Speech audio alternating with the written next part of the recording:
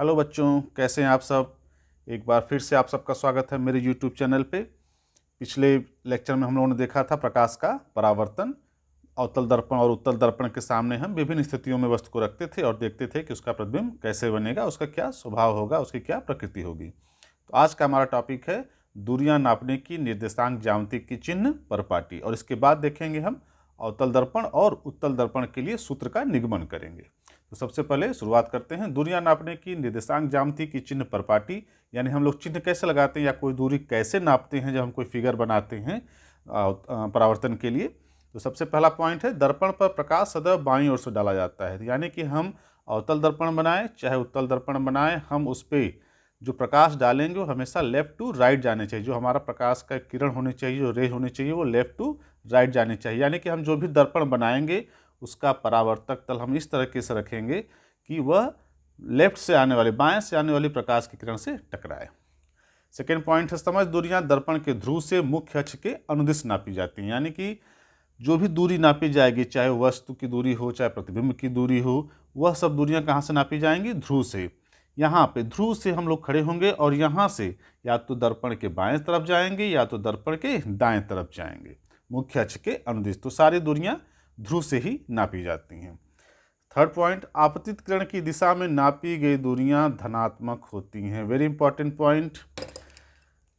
जब हम लोग कोई दूरी नापते हैं ध्रुव से तो उसके लिए या तो प्लस सिंबल का यूज करते हैं या तो माइनस सिंबल का यूज किया जाता है। अब कौन सी दूरी प्लस में ली जाएगी और कौन सी दूरी माइनस में ली जाएगी, तो उसके लिए ये नंबर थर्ड जो पॉइंट है वेरी इंपॉर्टेंट है। आपतित किरण की दिशा में नापी गई दूरियां धनात्मक होती हैं। यानी कि हम अगर प्रकाश के चलने की दिशा में कोई दूरी नापें तो प्रकाश कैसे चल रहा है? Left to right. अब हम ध्रुव पे खड़े हो जाएंगे, ध्रुव पे खड़े होकर के हम प्रकाश के चलने की दिशा में यानी कि इस तरफ चलेंगे, दर्पण के दाईं तरफ। अगर हम दर्पण के दाईं तरफ चलेंगे यानी कि प्रकाश के चलने की दिशा में, तो वो दूरियां होंगी धनात्मक। ठीक है, क्लियर है। अगला पॉइंट, आपतित किरण की विपरीत दिशा में नापी गई दूरियां ऋणात्मक होती हैं।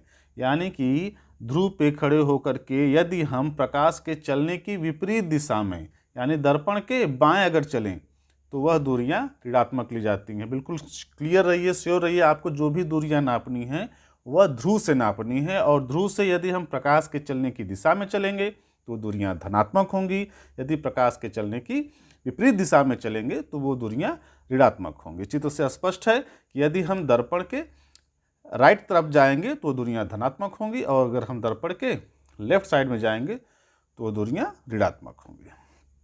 अगला पॉइंट, फिफ्थ पॉइंट, वस्तु या प्रतिबिंब की लंबाइयां मुख्य अक्ष के ऊपर धनात्मक तथा मुख्य अक्ष के नीचे ऋणात्मक होती हैं। तो कोई भी वस्तु जो रखी जाती है दर्पण के सामने, इस फिगर से बिल्कुल क्लियर हो जाएगा आपको। दर्पण के सामने एक वस्तु रखी गई है, यह हमारा मुख्य अक्ष है। इस मुख्य अक्ष के ऊपर अगर कोई वस्तु है, अगर वो कोई उसकी लंबाई नाप रहे हैं तो वह लंबाई धनात्मक होगी। यदि इस मुख्य अक्ष के नीचे की तरफ यदि हम कोई लंबाई वस्तु की नाप रहे हैं तो वो ऋणात्मक होगी। तो देखिए यहाँ पे इस फिगर में क्लियर किया गया है, ये दर्पण है, पीछे कलई की गई है, मतलब परावर्तक तल ये है। बाएं तरफ से आने वाली प्रकाश की किरण आकर इससे टकराएगी, और अगर हम ध्रुव से, जाहिर सी बात है ध्रुव से कोई दूरी नापते हैं, तो ध्रुव से यदि प्रकाश के चलने की दिशा में यानी दर्पण के इस साइड में, राइट साइड में जाएंगे तो वह धनात्मक दूरियां होंगी, और यदि ध्रुव से हम दर्पण के बाएं तरफ जाएंगे तो दूरियां ऋणात्मक होंगी। तो ये बिल्कुल क्लियर रहिए। जैसे अगर हम अवतल दर्पण की बात करें तो अवतल दर्पण की फोकस दूरी ऋणात्मक होती है। अवतल दर्पण की फोकस दूरी ऋणात्मक होती है। कैसे? देखिए यह अवतल दर्पण का एक फिगर है। अब अवतल दर्पण की फोकस जो बिंदु होता है वो यहाँ होगा, वक्रता केंद्र यहाँ होगा। यानी अब अगर हमें अब फोकस दूरी नापनी है, एफ नापनी है, यानी ध्रुव से हमें फोकस बिंदु तक जाना है, तो हमें प्रकाश के चलने की विपरीत दिशा में जाना होगा। ध्रुव पे खड़े होकर के यदि हमें फोकस बिंदु तक जाना है तो जाहिर सी बात है कि यह प्रकाश के चलने की हमें विपरीत दिशा में जाना होगा। ध्रुव से फोकस बिंदु तक हमें जाना होगा, और इस दौरान हम प्रकाश के चलने की विपरीत दिशा में जाएंगे। इसलिए अवतल दर्पण की फोकस दूरी हमेशा कैसी होती है? ऋणात्मक होती है। अब यदि उत्तल दर्पण की बात करें तो उत्तल दर्पण का फोकस बिंदु यहाँ होता है, वक्रता केंद्र यहाँ होता है, दर्पण के राइट साइड में होता है।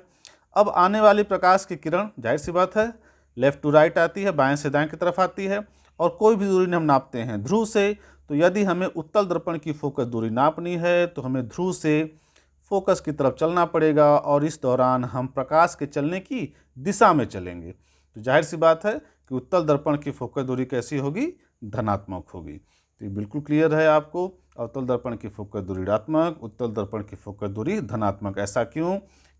क्योंकि ध्रुव से यदि हम प्रकाश के चलने की विपरीत दिशा में जाएंगे तो वो दूरियां ऋणात्मक होंगी, जबकि ध्रुव से यदि हम प्रकाश के चलने की दिशा में जाएंगे तो वो दूरियां धनात्मक ली जाएंगी।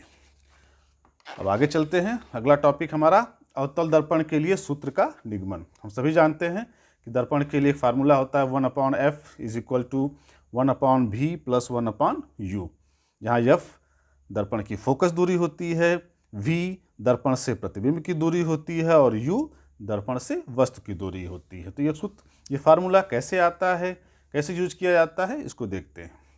तो सबसे पहले फिगर को देखते हैं। एक हमारे पास दर्पण है, और कौन सा दर्पण है? ये अवतल दर्पण है। ध्रुव P से दिखाया गया है, फोकस बिंदु को F से, वक्ता केंद्र को C से। अब एक वस्तु OO डैश वक्ता केंद्र से थोड़ी दूरी पर रखी गई है। अब इससे एक समानांतर प्रकाश की किरण आ रही है जो कि अवतल दर्पण से टकरा करके फोकस बिंदु से जाती है। हम सभी को क्लियर है कि मुख्य अक्ष के समानांतर आने वाली प्रकाश की किरण दर्पण से टकराने के बाद फोकस बिंदु से जाती है।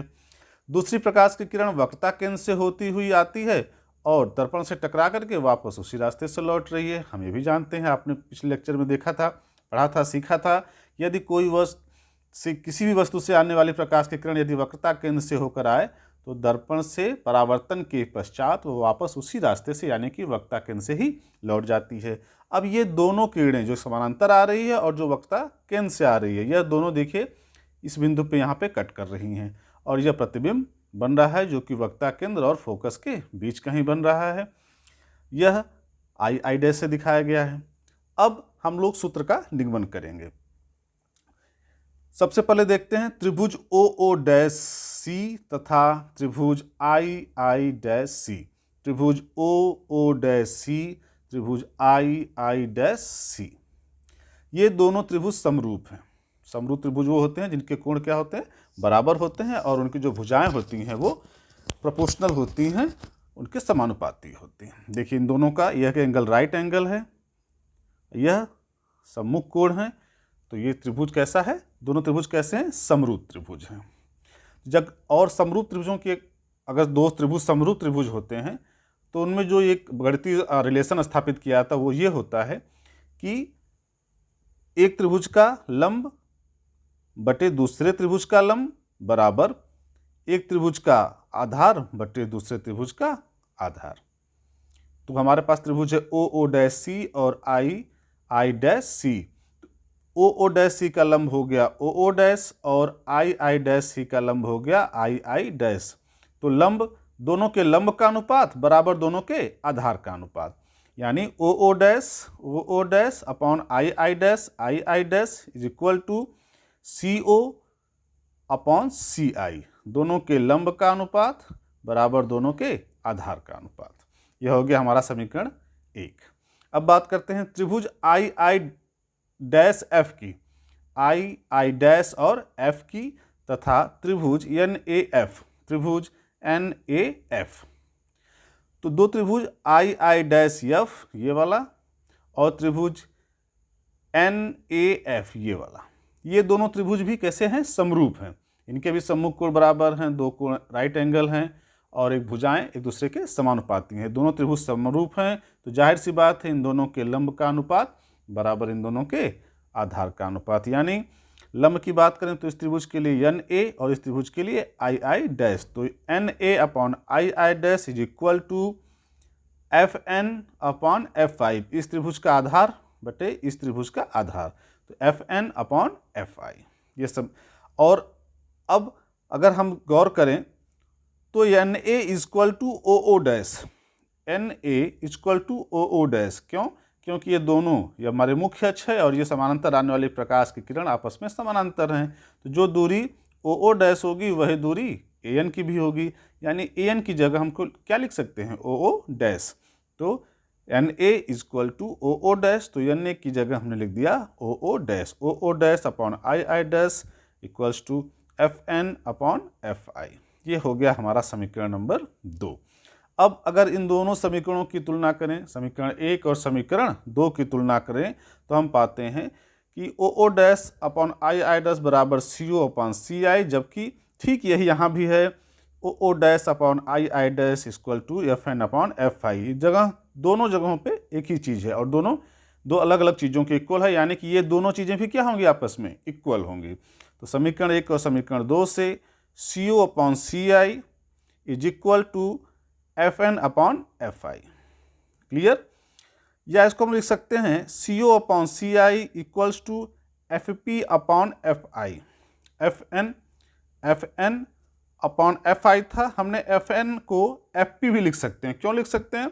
छोटे द्वारक के दर्पण के लिए Fn लगभग बराबर होता है Fe के। यदि हमारा यह दर्पण छोटे द्वारक का हो, पतला हो, ज़्यादा लंबा हो, जिसका द्वारक पतला हो, तो जो ये ए बिंदु है, अगर जो लंब डाला जा रहा है यन पे, वो लगभग पी पे आ जाएगा। ठीक है ना? दर्पण अगर थोड़ा सा सीधा हो तो अगर ए बिंदु से हम लंब डालें तो लगभग पी के पास आएगा, इसलिए हम Fn को Fp के बराबर मान लेते हैं। तो CO upon CI is equal to FP upon Fi। अब इस समीकरण को हम लोग दूसरे तरीके से भी लिख सकते हैं। CO को लिखा जा सकता है PO माइनस PC, CO को लिखा जा सकता है PO माइनस PC। इस दूरी को, अगर इस दूरी को हमें प्रदर्शित करना है, यानी कि CO को, तो अगर हमें दूसरे रूप से दिखाना चाहें तो हम PO में से PC को माइनस कर देंगे। इस पूरी दूरी में से अगर हम इतनी दूरी माइनस कर दें तो क्या बचेगा? OC। तो OC या CO, तो CO की जगह हम क्या लिख सकते हैं? CO की जगह क्या लिख सकते हैं? PO minus PC। ठीक, clear? Upon PC minus PI। देखिए CI को लिखा जा सकता है, CI को क्या लिखा जा सकता है? PC minus PI, PC minus PI। अगर हम PC की दूरी में से PI को कम कर दें, घटा दें, तो क्या बचेगा? CI। तो CI के बदले लिखा सकता है PC माइनस PI। अब बात करते हैं FP की। FP अपनी जगह पे है, अपॉन Fi को क्या लिखा जा सकता है? Fi को लिखा जा सकता है PI minus PF। PI minus PF लिख दें तो क्या बचेगा? Fi। तो Fi के बदले लिख दिया गया PI माइनस PF। इस समीकरण को हम ध्रुव से अगर हमें तुलना करें तो इस तरह से प्रदर्शित कर सकते हैं। अब हम चिन्ह सहित मान रखेंगे। तो दर्पण से वस्तु की दूरी को हम लोग दिखाते हैं U से। U क्या होता है? दर्पण से वस्तु की दूरी, आप सभी जानते होंगे। दर्पण से वस्तु की दूरी को हम लोग दिखाते हैं U से। भी जो होता है वह दर्पण से प्रतिबिंब की दूरी होती है, प्रतिबिंब की। तो PO यह दूरी, PO क्या दिखा रहा है? दर्पण से वस्तु की दूरी। तो PO के बदले हमने लिख दिया U। और चूंकि ध्रुव से प्रकाश के चलने की दिशा की विपरीत दिशा में नापी जा रही दूरी, तो U कैसा हो जाएगा? माइनस PC ध्रुव से वक्रता केंद्र की दूरी PC, और यह दूरी कहलाती है वक्रता त्रिज्या, जैसे R से दिखाते हैं। तो minus U plus R। PC को फिर माइनस R, क्योंकि माइनस R क्यों कहा जा रहा है? क्योंकि ध्रुव से हम लोग इस तरफ चलेंगे इस दूरी को नापने के लिए। प्लस PI की जगह V लिखा जा सकता है। PI ध्रुव से इमेज की दूरी, PI को क्या लिखा जा सकता है? V। तो PO minus PC upon PC minus P को लिखा जा सकता है माइनस U। PO को लिखा जा सकता है माइनस U, और माइनस PC को हम लोग R लिख सकते हैं, है ना? लेकिन R जब लिखा जाएगा तो माइनस R लिखा जाएगा, इसका मान माइनस R होगा, तो माइनस और माइनस मिलकर क्या हो जाएगा? प्लस R हो जाएगा। PC को लिखा जा सकता है माइनस R, और PI को लिखा जा सकता है माइनस V। लेकिन जो माइनस V और माइनस, जब PI के बदले माइनस V रखेंगे तो ये क्या हो जाएगा? Plus V। तो चिन्ह सहित मान रखने पर इतने भाग का यह मान निकल के आएगा। अब बात करते हैं FP की। FP यह हो जाएगी फोकस दूरी, है ना? ध्रुव से फोकस बिंदु की दूरी क्या कहलाती है? फोकस दूरी। और चूंकि विपरीत दिशा में नापी जा रही है, प्रकाश के चलने की विपरीत दिशा में नापी जा रही है, तो माइनस F अपॉन PI यह दूरी है, यानी कि ध्रुव से वस्तु की दूरी, उसको दिखाते हैं सॉरी ध्रुव से प्रतिबिंब की दूरी है पी आई, है ना, ये प्रतिबिंब है, तो ध्रुव से प्रतिबिंब की दूरी कहलाती है v, जो कि विपरीत दिशा में नापी जा रही है प्रकाश के, इसलिए हो जाएगा minus v minus P F minus P F क्या है, यह फोकस दूरी है, तो पी एफ को माना आएगा माइनस एफ, क्योंकि विपरीत दिशा में नापी जा रही है, तो माइनस एफ और माइनस मिलकर हो जाएगा प्लस एफ। तो इस समीकरण का यह स्वरूप आ गया यदि हम u, v और r और f के पदों में इसको लिख दें। अब चूंकि हम जानते हैं कि किसी भी दर्पण की जो वक्रता त्रिज्या होती है वो उसके फोकस दूरी के दुगने के बराबर होती है, तो हम r की जगह 2f लिख देंगे इस समीकरण में। जहाँ जहाँ भी r है वहाँ उसके बदले क्या लिखा सकता है, 2f लिखा जा सकता है। तो माइनस u अपनी जगह प्लस r की जगह 2f लिख दिया, अपॉन माइनस r की जगह माइनस 2f हो गया, प्लस v अपनी जगह पे is equal to minus F upon minus B plus F as it is. तो यह समीकरण अब इस रूप में लिखा दिया गया।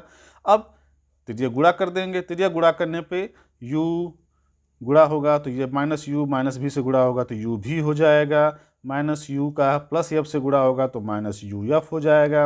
अब 2f का गुणा होगा माइनस भी से तो माइनस 2vf हो जाएगा, फिर 2f का गुणा होगा f से तो ये हो जाएगा 2f स्क्वायर। अब फिर नीचे वाला इसका माइनस एफ से गुणा होगा तो माइनस 2f का गुणा होगा माइनस एफ से तो हो जाएगा 2f स्क्वायर, और फिर प्लस v का गुणा होगा माइनस एफ से तो हो जाएगा माइनस वी एफ। अब u भी, और देखिए यहाँ पे uf है, यहाँ 2vf है, यहाँ माइनस vf है, तो अगर हम पक्षांतर करें तो कटने उठने के बाद जो समीकरण बचेगा वो बचेगा uv equal to uf plus vf, करके देखिएगा इतना आ जाएगा। अब इस समीकरण जो आप देख रहे हैं ये अपने आप में ठीक है, लेकिन थोड़ा सा इसको और सुंदर बना देते हैं ना।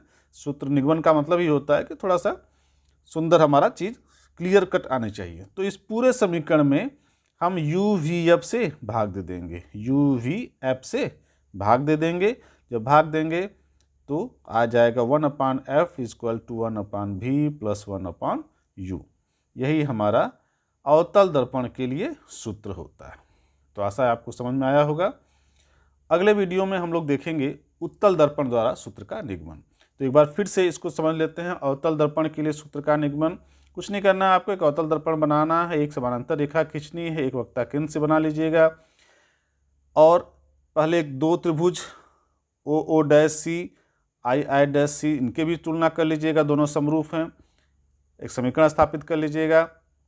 उसके बाद फिर दूसरे त्रिभुज II' और NAF के बीच में तुलना करेंगे, दोनों समरूप हैं, तो इनके भी समीकरण स्थापित कर लेंगे, दोनों समीकरणों की तुलना कर लेंगे। फिर चिन्ह सहित u, v, r और f का मान रख देंगे, पक्षांतर करेंगे, त्रिज्या गुणा करेंगे, प्लस माइनस करेंगे, और लास्ट में यह समीकरण आ जाएगा uv equal to uf plus vf। इस पूरे समीकरण में u, v और f से भाग देंगे तो हमारा अवतल दर्पण के लिए सूत्र का निगमन हो जाएगा। तो आशा आपको समझ में आया होगा। अगले वीडियो में हम लोग उत्तल दर्पण के लिए सूत्र का निगमन करेंगे, कुछ और चीज़ें भी देखेंगे। तब तक के लिए सुरक्षित रहिए। Thank you.